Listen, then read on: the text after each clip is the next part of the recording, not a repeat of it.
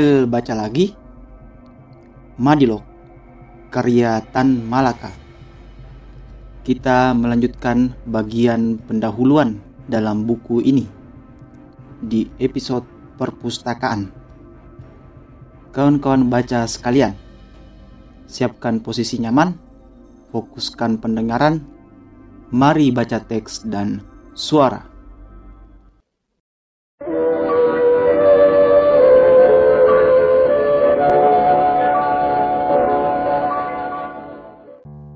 Subbagian perpustakaan. Kita masih ingat berapa sindiran dihadapkan pada almarhum Leon karena ia membawa buku berpeti-peti ke tempat pembuangan yang pertama di Alma Ata. Saya masih belum lupa akan beberapa tulisan yang berhubungan dengan peti-peti buku yang mengiringi Dotrandes Muhammad Hatta ke tempat pembuangannya. Sesungguhnya saya maklumi sikap kedua pemimpin tersebut dan sebetulnya saya banyak menyesal karena tiada bisa berbuat begitu dan selalu gagal kalau mencoba berbuat begitu. Bagi seorang yang hidup dalam pemikiran yang mesti disebarkan baik dengan pena maupun dengan mulut, perlulah pustaka yang cukup. Seorang tukang tak akan bisa membuat gedung kalau alat seperti semen, batu tembok, dan lain-lain tidak ada. Seorang pengarang atau ahli pidato perlu akan catatan dari buku musuh, kawan ataupun guru. Catatan yang sempurna dan jitu bisa menaklukkan musuh secepat kilat dan bisa merebut permufakatan dan kepercayaan yang bersimpati sepenuh-penuhnya. Baik dalam polemik, perang pena, baik dalam propaganda, maka catatan itu adalah barang yang tiada bisa ketinggalan, seperti semen dan batu tembok buat membuat gedung. Selainnya, daripada buat dipakai sebagai barang bahan ini, buku-buku yang berarti tentulah besar faedahnya buat pengetahuan dalam arti umumnya. Ketika saya menjalankan pembuangan yang pertama, yaitu dari Indonesia, pada tanggal 22 Maret 1922, saya cukup diiringi oleh buku, walaupun tiada lebih dari satu peti besar. Di sini ada buku-buku agama, Quran dan kitab suci Kristen, Buddhisme, Konfusianisme, Darwinisme, perkara ekonomi yang berdasar liberal, sosialitis atau komunitis, perkara politik, juga dari liberalisme sampai ke komunisme, buku-buku riwayat dunia dan buku sekolah dari ilmu berhitung sampai ilmu mendidik. Pustaka yang begitu lama jadi kawan dan pendidik terpaksa saya tinggalkan di Nederland, karena ketika saya pergi ke Moskow, saya mesti melalui Polandia yang bermusuhan dengan komunisme. Dari beberapa catatan nama buku di atas, orang bisa tahu kemana condongnya pikiran saya. Di Moskow, saya cocokkan pengetahuan saya tentang komunisme. Dalam waktu 8 bulan di sini, saya sedikit sekali membaca. Tetapi banyak mempelajari pelaksanaan komunisme dalam semua hal dengan memperhatikan segala perbuatan pemerintah komunis Rusia, baik politik atau ekonomi, didikan atau kebudayaan, dan dengan percakapan serta pergaulan dengan bermacam-macam golongan. Di sini saya juga banyak menulis perkara Indonesia, buat laporan Komintern. Ketika saya meninggalkan Rusia, memang tiada membawa buku apapun, sedang buku peringatan pun tidak. Pemeriksaan di batas meninggalkan Rusia keras sekali. Tetapi sampai di Tiongkok dan kemudian di Indonesia, saya dengan giat mengumpulkan buku-buku yang berhubungan dengan ekonomi, politik, sejarah, ilmu pengetahuan, sains atau sajans, buku baru yang berdasar sosialisme dan komunisme. Mengunjungi toko buku adalah pekerjaan yang tetap dan dengan giat saya jalankan. nafsu membeli buku baru, lebih-lebih yang berhubungan dengan ekonomi Asia, membikin kantong saya seperti boneka yang tiada berdaya apa-apa. Tetapi tiada banyak bahagia yang saya peroleh, sebab kelumpuhan otak seperti saya sebutkan di atas. Maka tak lebih dari 1 jam sehari saya bisa membaca buku bertimbun-timbun itu. Saya terpaksa menunggu sampai kesehatan membenarkan, tetapi rupanya pustaka tak bisa mengawini saya. Pada perang Jepang-Tiongkok di Shanghai, penghabisan tahun 1937, 3 hari lamanya saya terkepung di belakang jalan bernama North Sichuan Road, tepat di tempat peperangan pertama meletus, di North Sichuan Road. Jepang menembak ke arah Pao Shan Road dan tentara Tiongkok dari sebaliknya. Di antaranya, di kampung Wang Pancho, saya dengan pustaka saya terpaku. Sesudah 2 atau 3 hari, tentara Jepang memberi izin kepada kampung tempat saya tinggal berpindah rumah, pergi ke tempat yang lebih aman dalam waktu 5 menit saja. Saya turut pindah terpunga-punga. Tentulah pustaka saya mesti tinggal.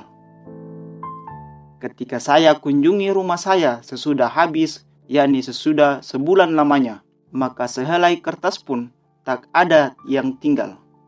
Begitulah rapinya Lalilong alias tukang copet bekerja. Hal ini tidak membuat saya putus asa.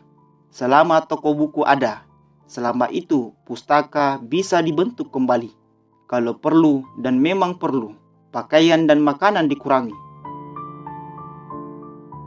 Saya sampai ditangkap di Hong Kong pada tanggal 10 bulan 10 1932. Saya sudah punya 1 peti pula. Sesudah 2 bulan di dalam penjara, saya dilepaskan buat dipermainkan seperti kucing mempermainkan tikus. Maka dekat Amoy, saya bisa melepaskan diri, tetapi dengan melepaskan pustaka saya sendiri. Pustaka saya tanpa saya berlayar menuju ke Viuko. Saya terlepas dari bahaya, tetapi juga terlepas dari pustaka. Saya berhasil menyamar masuk ke Amoy dan terputus ke daerah dalam Hokkien 3-4 tahun lamanya. Terputus dengan dunia luar sama sekali, beristirahat, berobat sampai sembuh sama sekali. Pustaka baru yang saya kumpulkan di Amoy dari tahun 1936 sampai 1937 juga sekarang terpendam di sana. Ketika tentara Jepang masuk pada tahun 1937, malah 2-3 buku peringatan yang penting sekali yang bahannya diperoleh dengan mata sendiri ialah catatan penting buat buku-buku yang sekarang saya mau tulis. Mesti saya lemparkan ke laut dekat Merkui sebelum sampai di Rangon. Putusan bercerai dengan 2 buku catatan itu diambil dengan duka cita sekali. Tetapi putusan itu belakangan ternyata benar.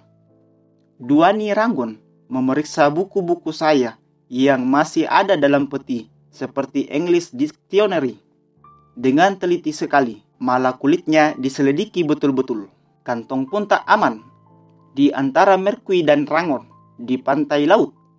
Di sanalah terletak beberapa buku peringatan cukup dengan rancangan, catatan, dan sugesti atau nasihat buat pekerja. Dalam permulaan 3 tahun di Singapura, saya amat miskin sekali.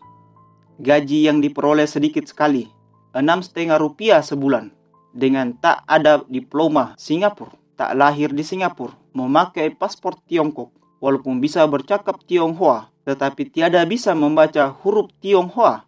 Susah mendapat kerja yang berhasil besar pada perusahaan Tionghoa. Susah pula mendapat izin mengajar bahasa Inggris dari Tuan Inspektur. Sedangkan masyarakat Indonesia tak berarti sama sekali di bekas kota Tumasek, nama Singapura sekarang di zaman Majapahit. Ini uang buat makan, secukupnya saja. Pakaian jangan disebut lagi.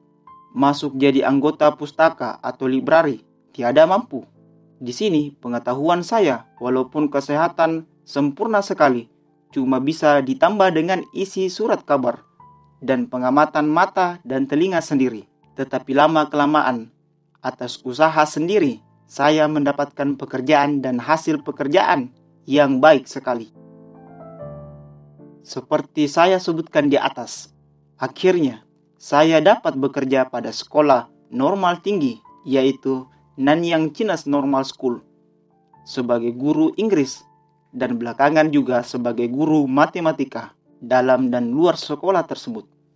Saya mulai kumpulkan catatan buat buku-buku yang mau saya tulis sekarang. Raffles Library memberi kesempatan dan minat yang besar.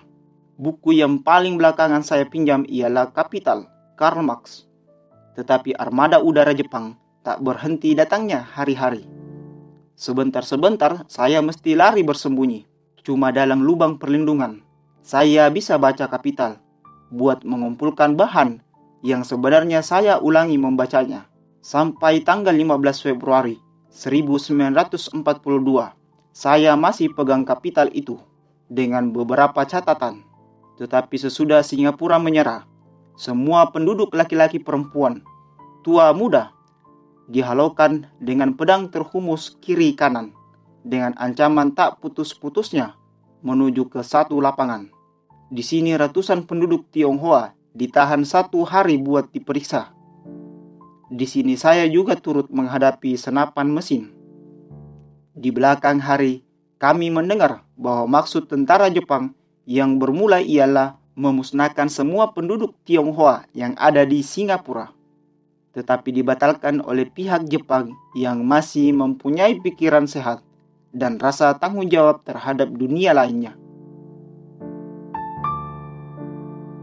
Sebelum kami dikirim ke padang tersebut, saya sudah maklum bahwa tak ada pelosok rumah atau halaman rumah yang mesti kami tinggalkan selama pemeriksaan diri dijalankan, yang kelak akan dilupakan oleh kempe Jepang. Sepeninggalan kami, rumah tempat saya tinggal diperiksa habis-habisan. Barang berharga habis dicopet. Sebelum meninggalkan rumah menuju ke lapangan pemeriksaan, saya beruntung mendapat kesempatan menyembunyikan buku Kapital ke dalam air di Upper Seragon Road di muka rumah tua Tan Kin.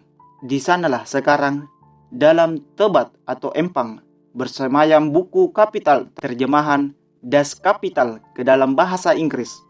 Pinjaman saya, Tan Ho Seng, dari Raffles Library di Singapura. Sesudah 2 atau 3 minggu Singapura menyerah. Saya coba dengan perahu menyeberang ke Sumatera, tetapi gagal karena angin sakal. Saya terpaksa mengambil jalan Penang Medan.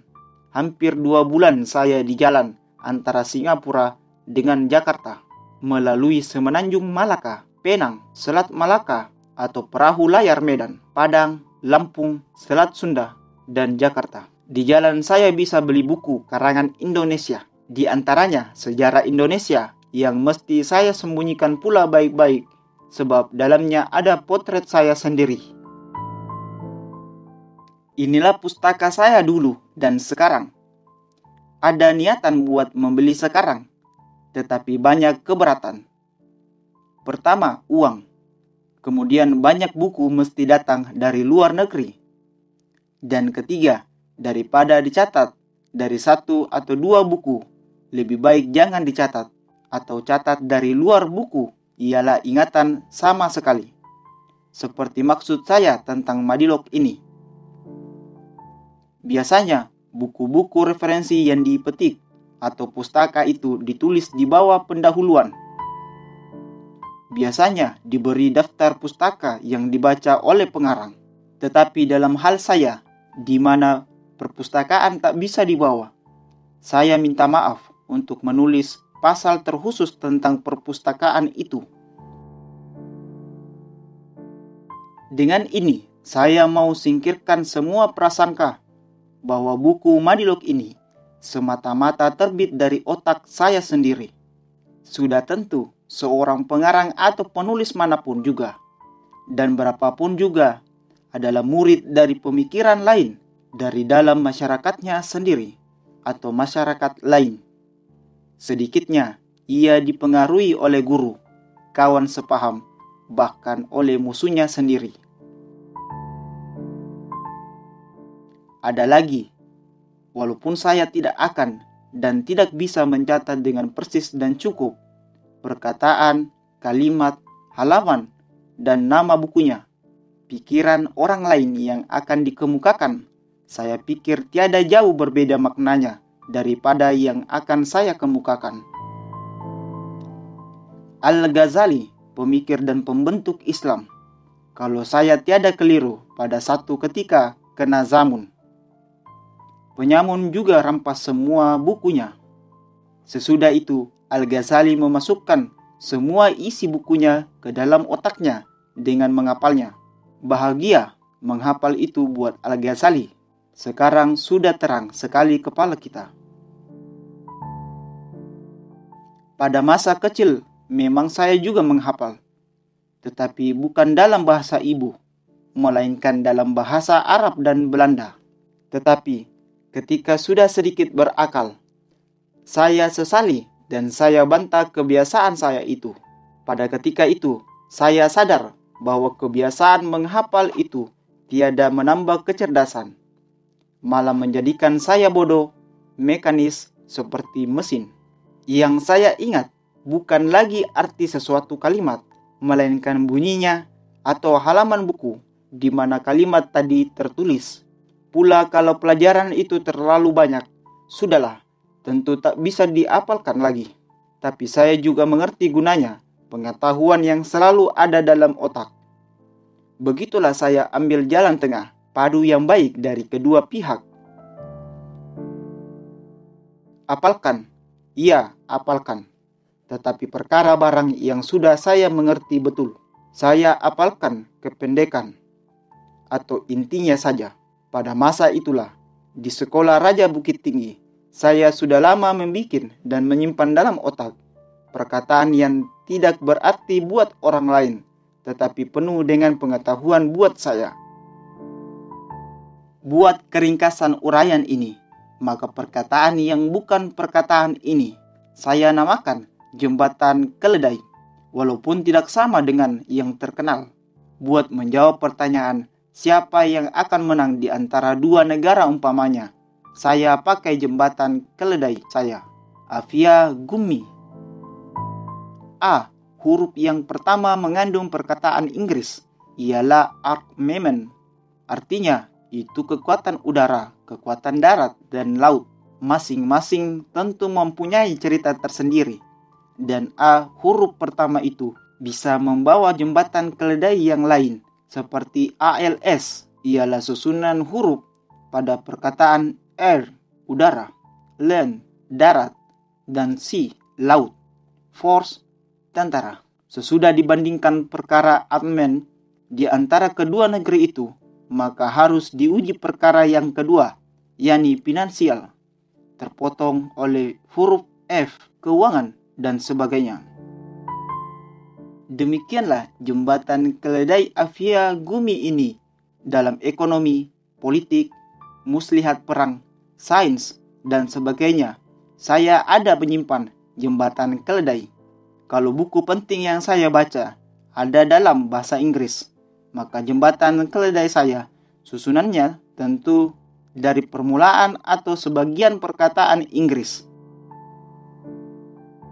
Kalau tidak beratus, niscaya berpuluh ada jembatan keledai di dalam kepala saya. Onif Maabici Ayu Galup, yang berbunyi bahasa Sangsekerta, bukanlah bahasa Sangsekerta atau bahasa Hindu, melainkan teori ekonomi yang bertentangan dengan teori ekonomi Mahatma Gandhi.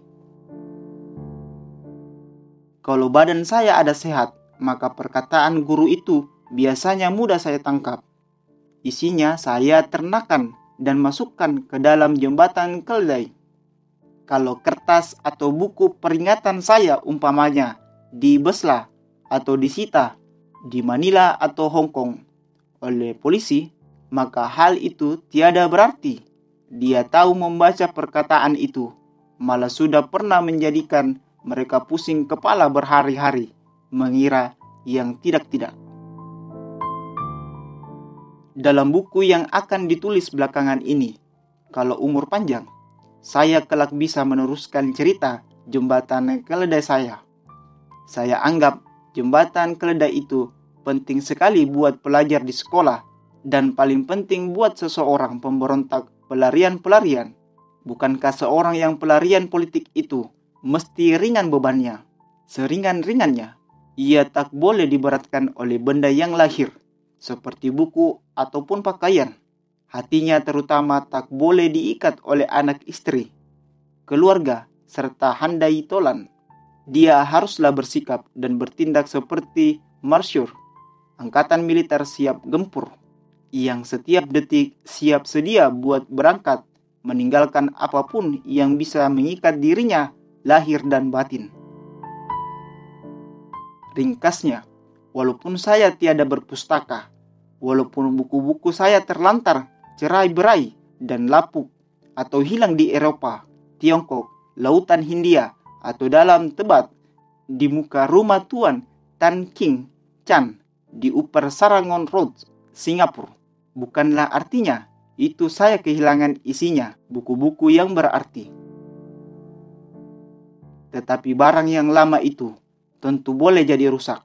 Catatan-catatan atau makna yang saya kemukakan dari pikiran orang lain boleh jadi tiada cukup atau bertukar arti.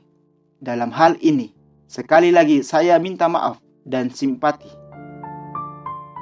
Bersambung ke sub bagian pendahuluan dengan judul Ingatan.